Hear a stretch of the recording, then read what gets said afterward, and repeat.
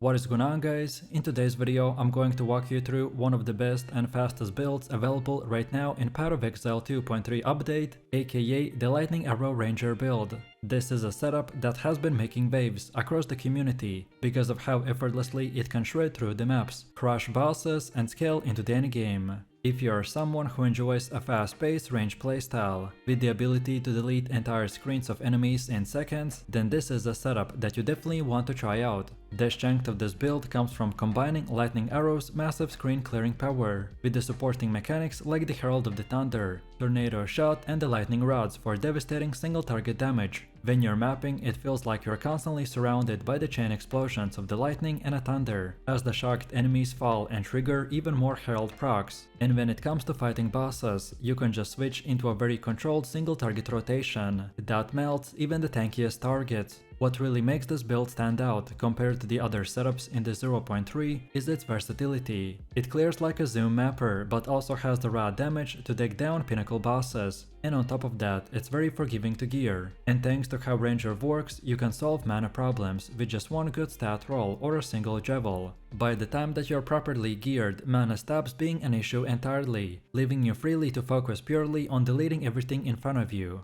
And remember, if you want to track this build, look up the best items, skill trees and the path of building, then check my link in the description. If you ever played Path of Exile 2 for long enough, then you know that the grind for currency can feel endless. And that's where today's sponsor comes in. KaidGames is a trusted platform used by over 150,000 gamers worldwide. They offer pro player support in more than top 25 games, including POE 2. No matter if you need a faster start, you want to help with the tough content or just want currency delivered safely and quickly, then KaidGames has you covered.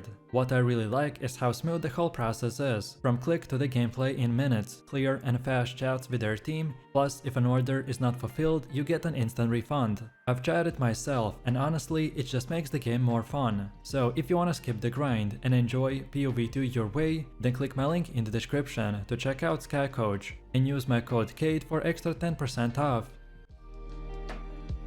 So let's start with the core of our build, which is the active skill setup. We are playing as the Ranger class and we ascend into the Deadeye. The Ascendancy pairs perfectly with the Lightning Arrow because of the projectile bonuses and incredible scaling we get from its nodes. Your main ability is of course the Lightning Arrow. This is your bread and butter skill for clearing packs, and when arrows hit, it unleashes beams of lightning that chain out nearby enemies, freezing and shocking them in the process. Combine this with the Pierce, and each arrow can proc multiple arcs, which means that you can wipe out dense packs in seconds. For mapping, you'll be basically spamming Lightning Arrow non-stop. Then comes in the Lightning Rod, which is your go-to ability for single target fights. You plant rods under bosses and detonate them with your lightning attacks to cause massive bursts of damage. The more arrows you can stack, the more devastating your rod explosion becomes. And we also want modifiers that add additional arrows, as they multiply your single target output. Then Tornado Shot serves as our supplemental single target tool. When you place a tornado on top of the boss and fire into it, then projectiles split into novas that stack more damage on your target.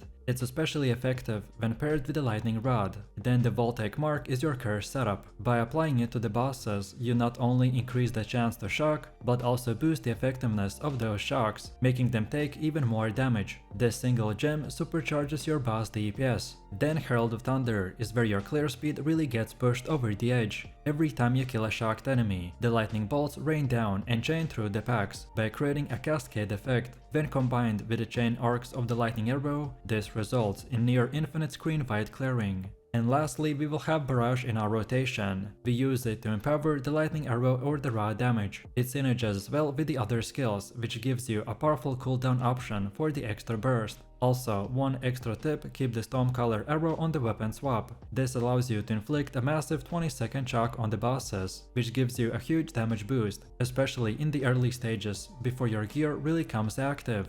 Now let's talk about the passive tree, because this is what really transforms the build into a powerhouse. For attributes, you will want to grab enough intelligence and dexterity to meet your gem requirements, and then dump the rest into strength for the extra life. Early on, don't worry too much about perfectly balancing your attributes. You can respec the hooded one or Doriani later on if the gear changes your requirements. Then the build follows a progression where you start with evasion base 3, then transition into a hybrid setup, and eventually go into a full critical strike focus tree once your bow is strong enough. That's because critical strike scaling will heavily rely on your weapon having a really good base crit and damage. Without it, the investment is just not worth enough, but once you get the right bow, the damage will skyrocket. In the endgame, you'll eventually move into the chaos inoculation if you want to completely ignore the chaos damage. This does require strong gear, but it makes your character much tankier against endgame content. The ghost dance will then serve as your main source of recovery. Overall, this setup emphasizes projectile damage, attack speed, evasion, and later critical strike multipliers. It's a natural fit for a bow ranger and feels smooth when you progress through it. And again, if you're looking for skill orders, priorities, and what you should unlock, then check my link in the description.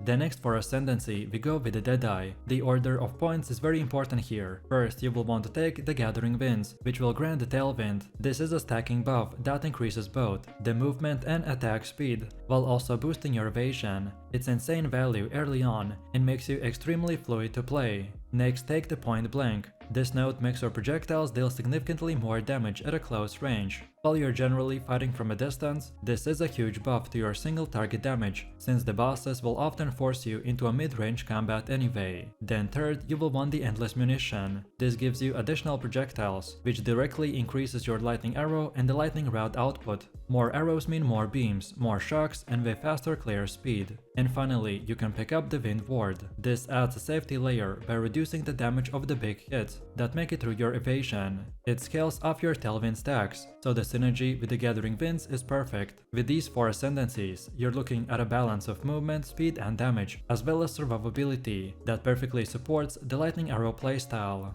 Then the Atlas tree is where you shape your in-game farming strategy. This build thrives when you focus on consistency and density. In the 0.3 update, the central part of the tree gives access to some incredibly strong notables for the essences, harvest, the strong boxes, and delirium. You'll invest heavily into the middle and the lower sections, where harvest and the essence will provide reliable crafting opportunities and even guaranteed encounters. On the right side, you will path towards the strong boxes and the Legion expeditions for more monsters and loot explosions. And then on top, you'll invest into the bossing nodes that improve Conqueror, Maven, and the Elder Shape encounters. The idea here is not to spread too thin. Instead, you're clustering around key synergies. For example, the strong boxes plus essences will guarantee a consistent value, while Harvest will offer deterministic crafting option. Together, these setups will let you steadily generate profit without relying too much on RNG. Overall, this Atlas tree is designed for players who want a steady currency generation, while having the option to tackle endgame bosses whenever you choose. It's flexible enough to support farming strategies while still making sure that you're always progressing.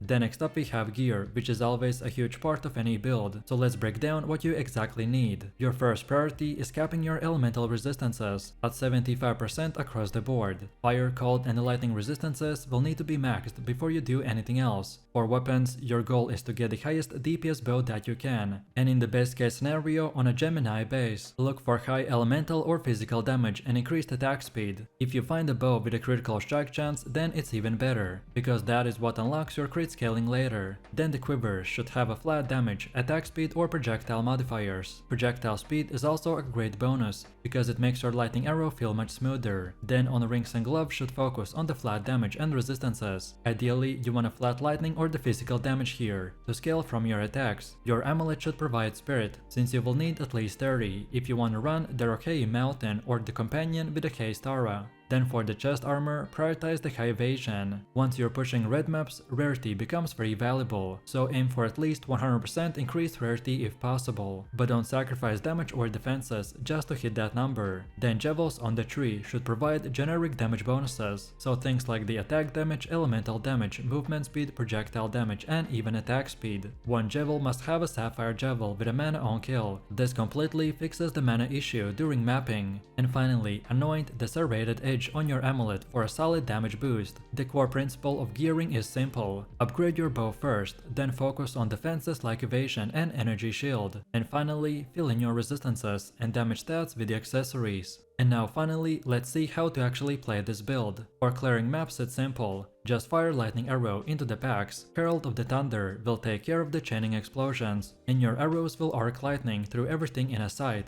Then against tanky rares, you can drop the lightning arrow to speed up things. For bosses, your rotation is little more involved. Precast about 20 lightning rods where the boss is going to spawn. If possible, also drop a frost bomb for the extra debuff. When the boss spawns, immediately apply the voltaic mark, then weapon swap to cast the ball lightning for a huge shock uptime. Then fire tornado shot directly on the boss, and then use the brush to empower your arrows. Once that's set up, you just spam lightning arrow and watch the health bar disappear. If you're fighting pinnacle bosses like the Hesh or the Arbiter, then the same rotation applies, but requires a bit more precision. Overall, if you build it correctly with the mid-tier gear, you can one-shot even the toughest bosses. The beauty of this build is that it's almost brainless. You just pretty much spam one button and clear entire screens in a split second.